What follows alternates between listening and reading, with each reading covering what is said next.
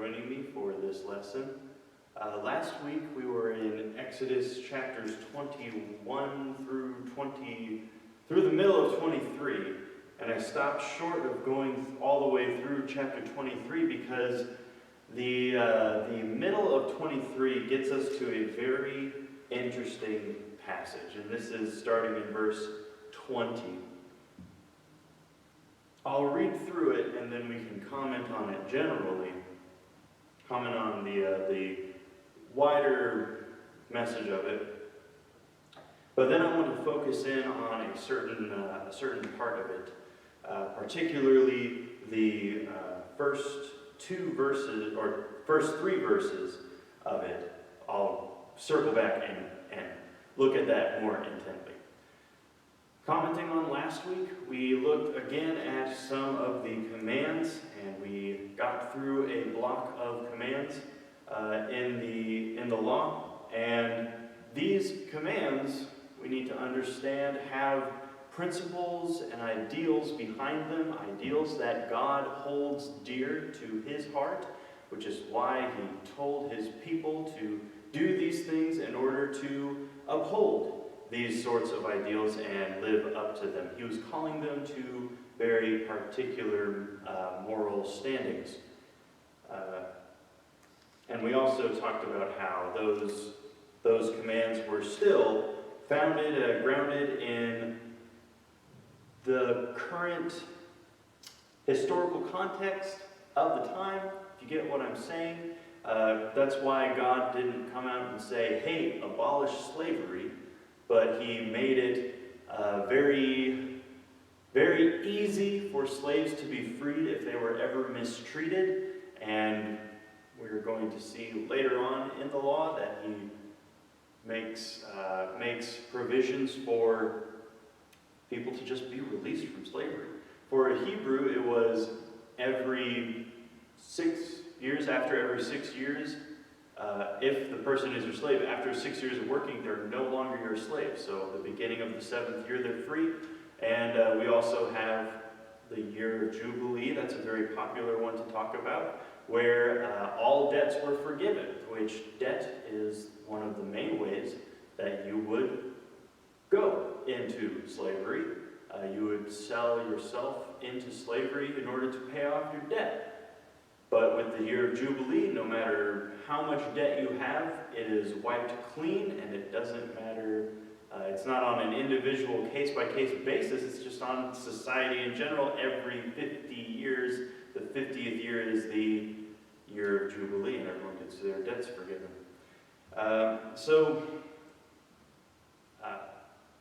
It was very easy for slaves to get released and for debts to be erased. And so that all goes to show that there's an ideal under there, that if you're not looking for it, you won't see it.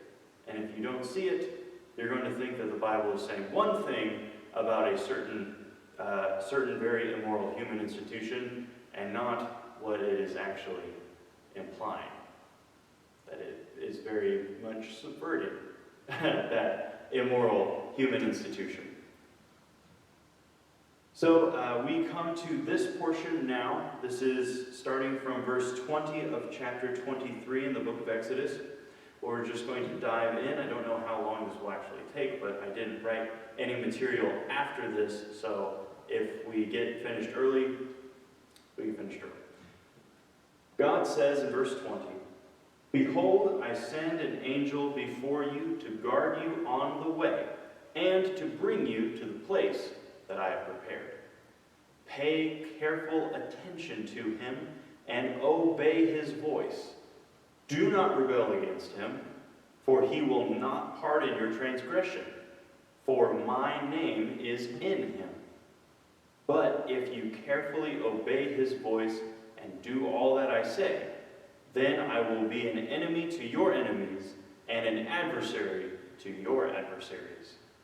When my angel goes before you and brings you to the Amorites and the Hittites and the Perizzites and the Canaanites, the Hivites and the Jebusites, and I will blot them out. You shall not bow down to their gods, nor serve them, nor do as they do, But you shall utterly overthrow them and break their pillars into pieces. The pillars, it's mentioning in verse 24, the pillars are pillars or podiums that they would make sacrifices to, or they were decorative pillars that had the images of their gods built into them. And God says, you shall not worship those things, you will break them into pieces. Verse 25, you shall serve the Lord your God, and he will bless your bread and your water. And I will take sickness away from among you. None shall miscarry or be barren in your land. I will fulfill the number of your days. I will send my terror before you, and you will throw into confusion all the people against whom you shall come. And I will make all your enemies turn their backs to you, and I will send hornets before you, wasps before you, which shall drive out the Hivites and the Canaanites and the Hittites from before you. I will not drive them out from before you all in 1 year, lest the land become desolate and the wild beasts multiply against you. Little by little I will drive them out from before you, until you have increased and possessed the land. And I will set your border from the Red Sea to the Sea of the Philistines, and from the wilderness to the Euphrates. For I will give the inhabitants of the land into your hand, and you shall drive them out before you. You shall make no covenants with them or their gods. They shall not dwell in your land, lest they make you sin against me. For if you serve their gods, I will surely be a snare to you. Okay, so some general comments. God makes the deal. He lays out the terms of this deal. He will grant them great victory and give them this land.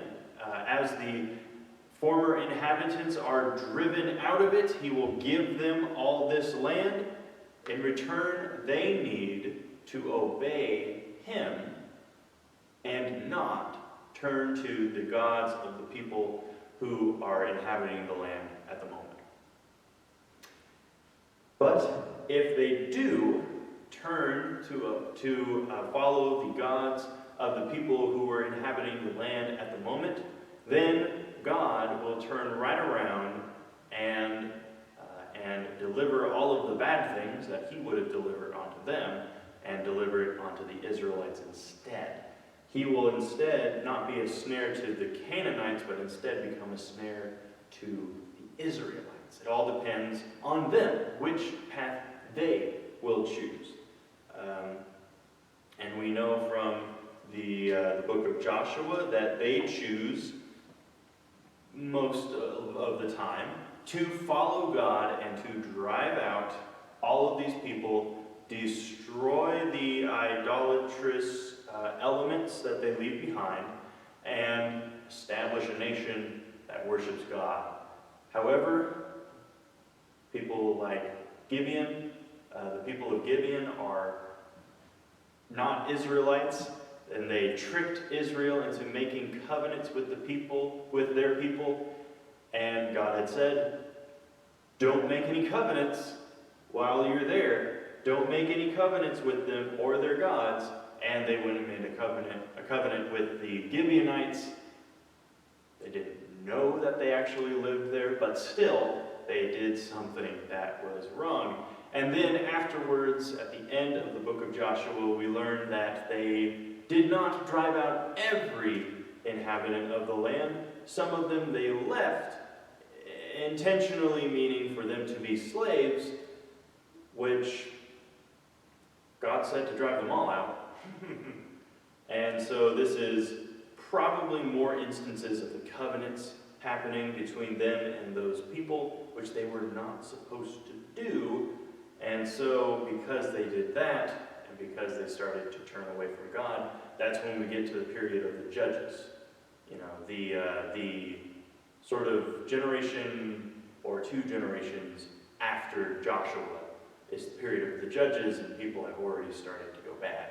And things have already gotten really bad. Bad situations in the book of Judges is a downward spiral. But I digress. We are back to this. Notice the boundaries that God defines, that the borders for Israel would be all the way down to where? The Red Sea. And to the Sea of the Philistines. That is, they would control the entire portion of the Mediterranean that their border was supposed to be on. Who was there at the time? The Philistines were there. And who did they not really ever conquer until after David? The Philistines. I'll get back to that.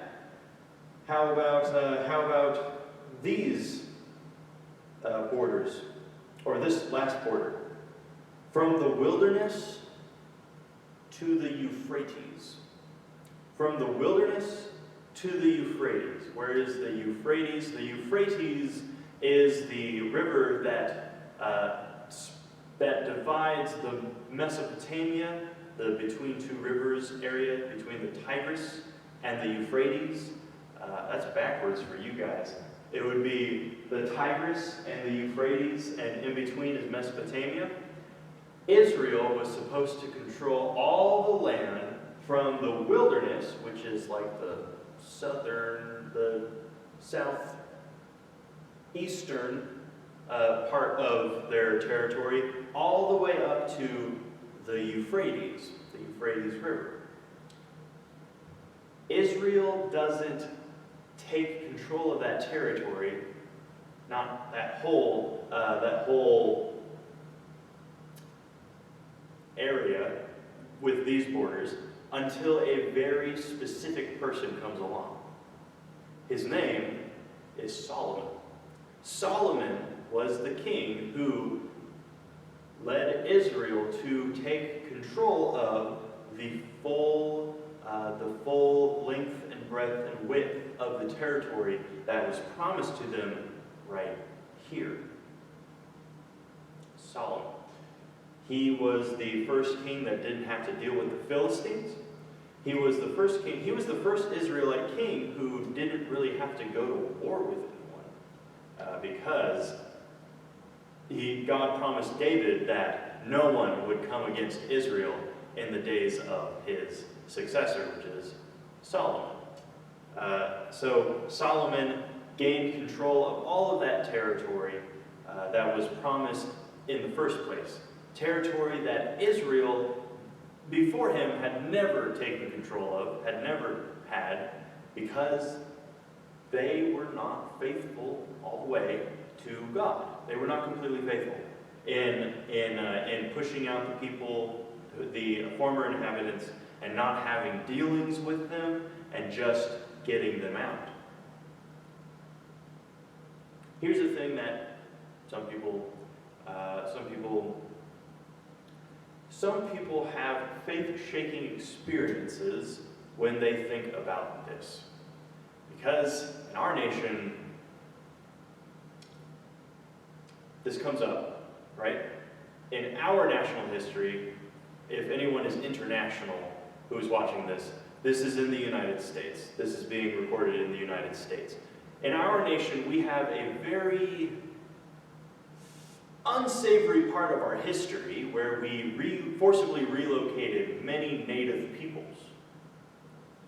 What a lot of people come to this part of the Bible with and sort of have a problem with is the fact that this is forcible relocation. It's driving people out who had already lived in this land, and we generally view that as a very bad thing. Let me bring this to your view, however. One, these people were not innocent people. When we look at the way that the Bible describes really the world at large, but specifically the practices of idolatry, We have places in Genesis, and also throughout Exodus, Numbers, Leviticus, and Deuteronomy, talking about false gods and idol worship. And we have in the prophets, and we have in the book of Kings, and we have it in, Romans chapter 1, when the Bible talks about idolatry and the world at large going and following idols.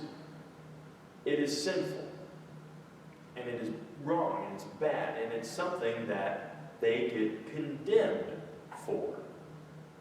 And so, if these nations are condemned, and when God condemns a nation in the Bible, it always leads to that nation being overthrown, why not insert his special people to be the avenue through which some of these nations receive their just rewards? It's not a matter of being cruel and forcibly relocating people, being cruel, but it's a matter of people receiving what is their just deserts. It's not a matter of cruelty, it's a matter of justice. Also, consider this. These people were not native. What does native mean? It means that that is where you first started.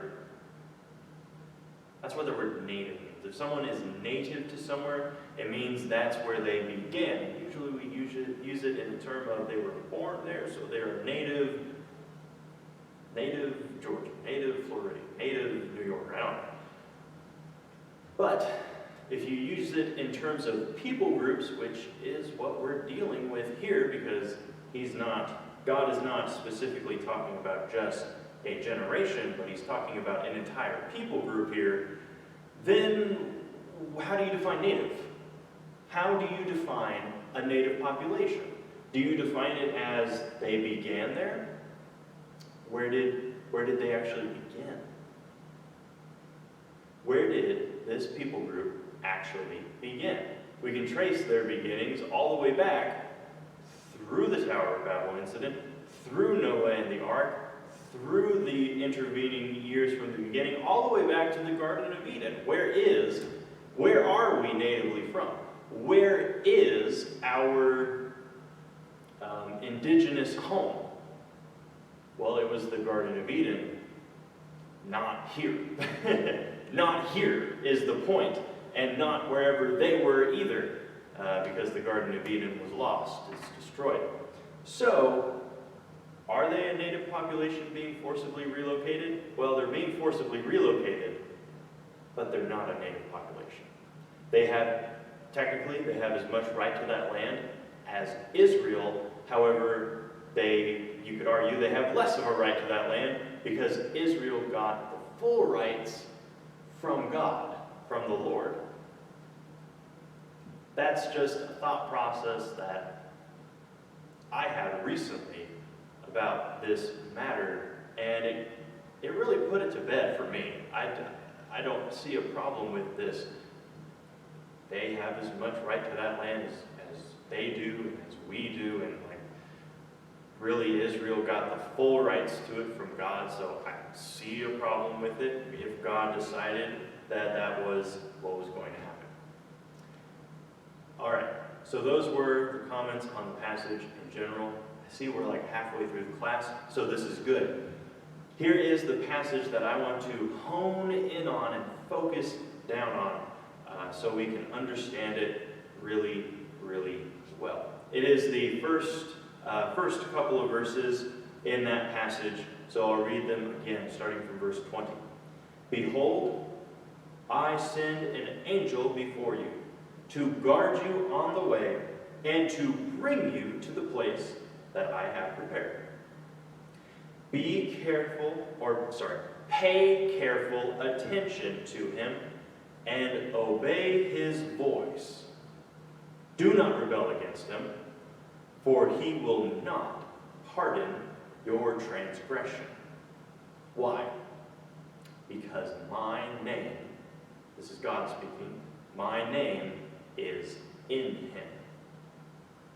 In this very short snippet of Scripture, this is 2 verses. In this very short snippet of Scripture, we get very big, very heavy themes that we should be thinking about. It's a very dense little snippet. It's a very dense 2 verses. Firstly, we have a theme of the angel leading Israel. The angel leading Israel. I hope you have your Bibles open because we are going to be turning in our Bibles.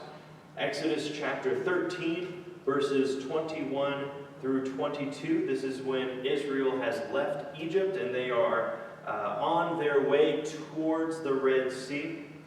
It says, "And the Lord went before them by day in a pillar of cloud to lead them along the way, and by night in a pillar of fire to give them light, that they might travel by day and by night.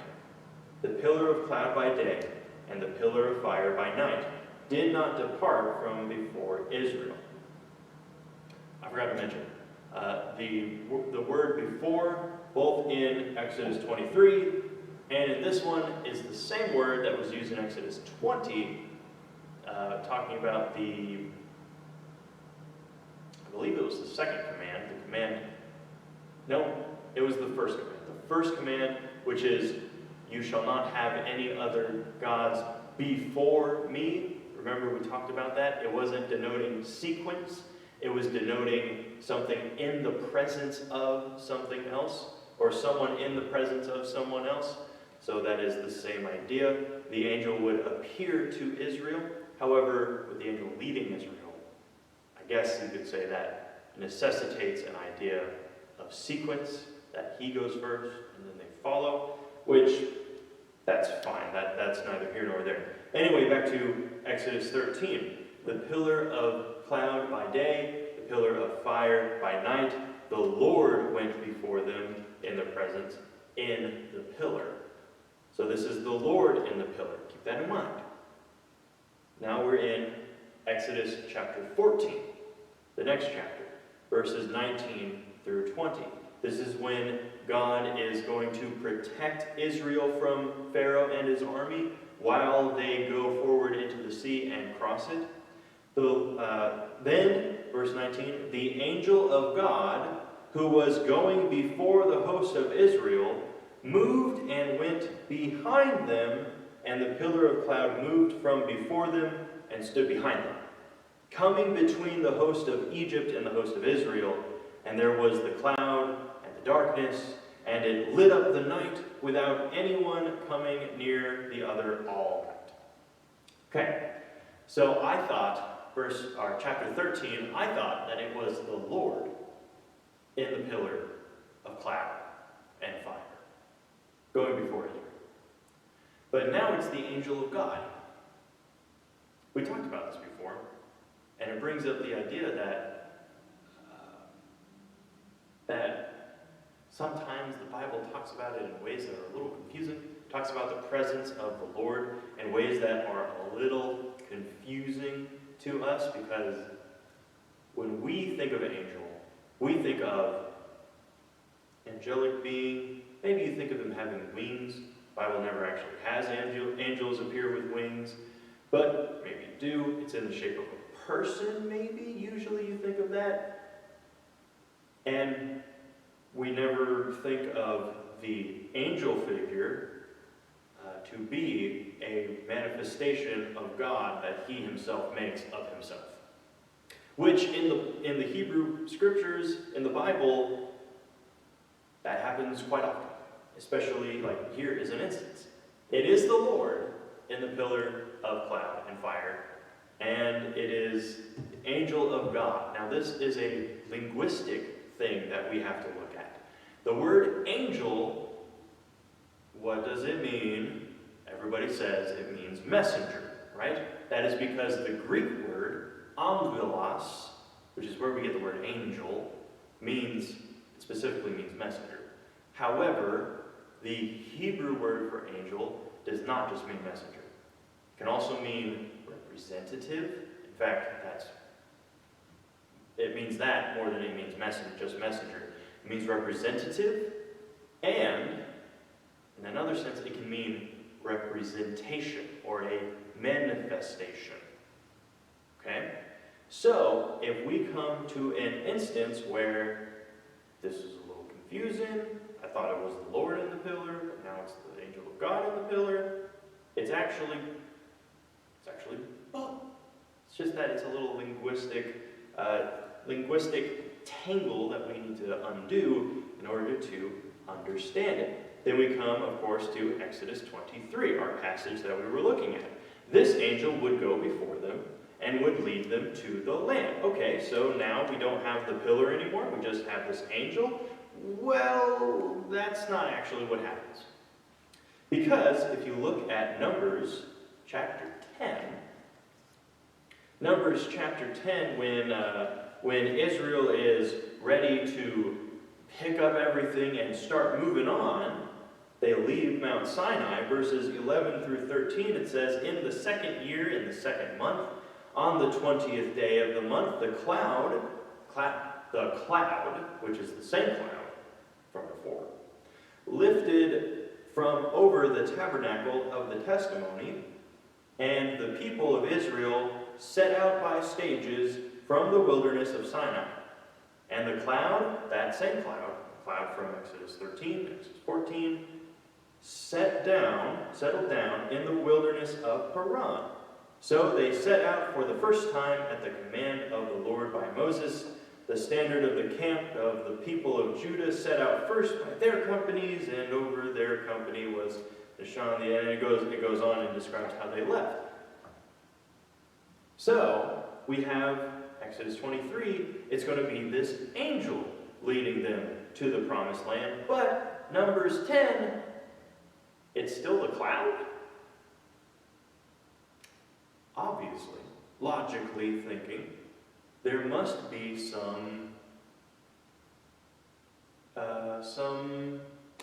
what's the word?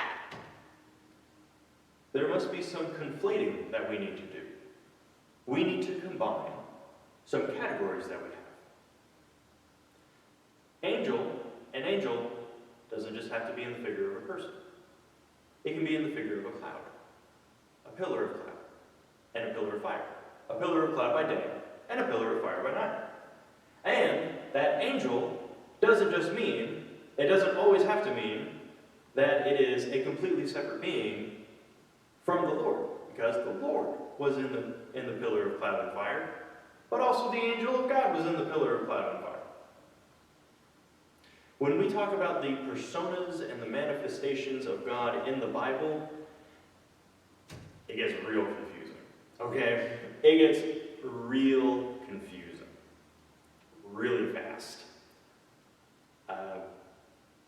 And I think that confusion will really always be there. We will always have people try to boil it down into something that is more easy to digest, but there will always be hang-ups when we try and get these neat little categories, because God doesn't fall into neat little categories. He doesn't. He is way big. And he is way complicated. And he is way above our comprehension. We make ways that make it easier for us to understand. But if we went to God and said, "Hey, did we get it down? Did we get it right?" I have a feeling he would go, "Wink. I'm a little more complicated than that." He's a little more complicated than that. And throughout the whole Hebrew Bible, there are multiple attributes and manifestations of God that are displayed. If you take the whole of what the Bible does to display the personas and manifestations and attributes of God, not just the New Testament, but the whole of the Bible, it's going to break every category you have, I guarantee it. It's going to break the categories because God doesn't fit into nice, neat little categories. He is way more complicated. But that is the idea of this angel leading Israel, but it's also at the same time, connecting logically, at the same time, it is God himself leading Israel.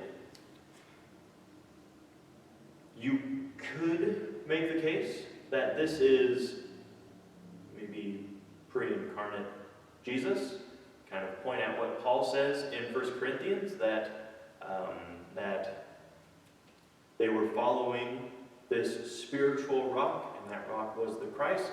So maybe you could make the case that this is a pre-incarnate Jesus, but I already made the point that trying to fit God into very neat categories is not going to work. So, with that theme being clear as mud still, we're going to move on to our second one. This is the theme of listening to someone's voice, or obeying someone's voice. The word for listen and the word for obey in Hebrew are the same word. So whenever you encounter someone saying the word obey in the Old Testament, they are also saying the word listen. And whenever you encounter someone say the word listen in the Old Testament, they are saying obey. So if God says, listen to my angel, he's saying, obey what he says. Or I guess rather the English here said the word obey. So I guess I should say, when he says obey his voice, it's saying listen to it. Because if someone gives you a command and you listen to it, you're going to obey it, right? That makes sense. This theme actually starts way back in the Bible. Genesis chapter 2. In Genesis chapter 2, verse 16, we have the first command that God gives to people. Let me move my bookmark real quick so I can just flip back to our passage whenever I need to. Okay. Brains. Genesis chapter 2, verse 16, the first command that God gives to humans. The Lord God commanded the man, saying, "You may surely eat of every tree of the garden, but of the tree of the knowledge of good and bad, you shall not eat of it. For in the day that you eat of it, you shall surely die." Okay, we've got a command from God. So, what happens when we get a command? We also get a choice. A choice of whether or not we are going to obey it, and therefore whether or not we are going to listen to it. So, what do we get in chapter 3? We get the serpent come up, and the serpent says something contrary to the command. Verse 4, he says, "But the serpent said to the woman, 'You will not surely die, for God knows that when you eat of it, your eyes will be open, and you will be like God, knowing good and bad.'" So, now the humans have to make the choice again, I guess you could say, because now they have another voice that is telling them something. Another voice that is feeding them information. It's false information, it's misinformation, but it is feeding them information nonetheless. They have to choose whether or not they're going to listen to the serpent or listen to God. Of course, verse 6, "So when the woman saw that the tree was good for food, and that it was a delight to the eyes, and that it was desired to make one wise, she took of its fruit, and she ate. And she gave some to her husband who was with her, and he ate." Nope, her husband was with her, like, right there. He wasn't, like, off at work somewhere. He was right there. So if he was in the area, he probably heard this serpent's voice too. But he definitely heard his wife's voice when she offered him the fruit. And we will get to that next. But we're going to focus on the woman here. The woman had the choice of whether or not she is going to listen to God's voice, his command, or listen to the serpent's voice, his lies. And she chose to listen to the serpent's voice. Note, she saw that the fruit was good for food. She saw that it was a delight to the eyes. Those two things, she could just look at it and see. However, the third thing, she would not have known unless she had listened to the snake, listened to the serpent. That's how we know that this mistake that she made it because she listened to the serpent instead of listening to God. Genesis 3:17, now we get to the man. This is where the theme really comes into its fullness and gets carried onward. Genesis 3:17, the very first thing that God says to Adam once he is proclaiming his punishment, he says, because you have listened to what? Listened to the voice of your wife, and have eaten of the tree of which I commanded you, you shall not eat. And he goes on and pronounces the punishment upon Adam. Because you have listened to the voice of your wife. In contrast to what? Listening to the voice of God. This gets carried on, this theme, like I said, gets carried on. The next place it appears is in Genesis 16:2. Sarah said to Abram, behold, now the Lord has prevented me from bearing children. So go in to my servant, Hagar, you remember her. It may be that she, or that I shall obtain children by her. And then what does it say? And Abram listened to the voice of Sarai. If you're just glossing over it, you might not notice it. But the Hebrew Bible is packed with phrases that point back to other phrases. And this is one of them. To listen to someone's voice is a rare phrase in the Hebrew Bible. So it is pointing back to that thing. Adam listened to his wife instead of listening to God and doing what's right. Abram listened to the voice of his wife and sexually abused a servant to produce a child, then taking matters into their own hands and not trusting God and producing a child. Here's where the thing gets turned on its head a little bit. Not making it invalid, but turning it around, turning it to a good slant. This is in Genesis 22, where Abraham is given the ultimate test of his faith. Offer Isaac up as a burnt offering, and he's about to go through with it, and God stops him, and then we come to verse 16, where God says, by myself I have sworn, declares the Lord, because you have done this, and have not withheld your son, I will surely bless you, and I will surely multiply your offspring as the stars of heaven, and as the sand that is on the seashore, shall all the nation, or sand on the seashore, and your offspring shall possess the gates of his enemies, and in your offspring all the nations of the earth will be blessed, because you have listened to my voice. You catch it? Because you listened to my voice. Adam listened to Eve's voice, and thus punishment. Abram listened to Sarai's voice, and thus degradation of relationships, and things go bad, right? Things go bad. However, when Abraham listened to God's voice, he receives blessings. And in fact, through him, the world receives blessings. There's more to this theme that goes throughout the Bible, but I won't beat a dead horse. We've gone on long enough. So when it says, pay careful attention to him and listen to his voice, It is pointing the reader back to all these things. All these instances where people didn't listen to God's voice, and then one instance where they did, where someone did. And it turned out to be really great. Listen to his voice. Don't rebel against him. Why are they not supposed to rebel against him? Because my name is in him. This is the last thing we'll go over.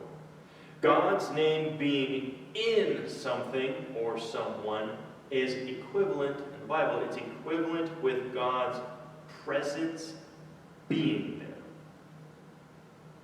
there. In that something, or that someone.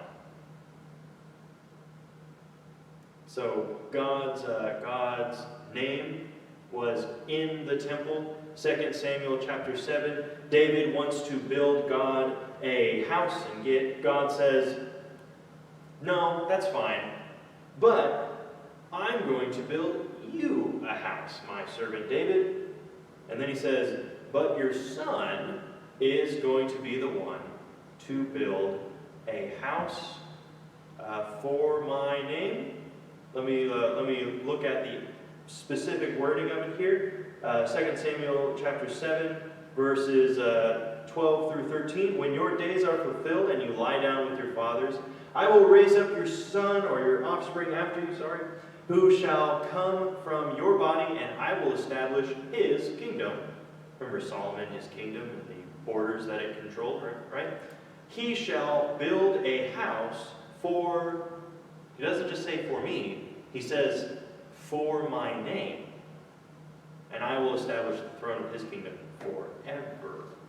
And it goes on. But he says, your son will build a house for my name.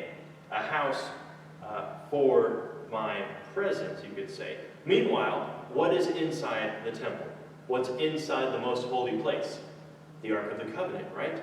What is on top of the Ark of the Covenant? We call it the mercy seat, and it's this space between the two cherubs. You know, the Exodus points out that they crafted two cherubs out of gold and their wings were touching. That space in between them is like sectioned off, like the cherubs are guarding it, and it's a space where God says his presence dwells. His very presence dwells. That's what he means by his name being in the temple. And that is what he means by his name being in this angel figure. Thus, at the very least, get it? At the very least, God's presence is somehow within this angel, and at most,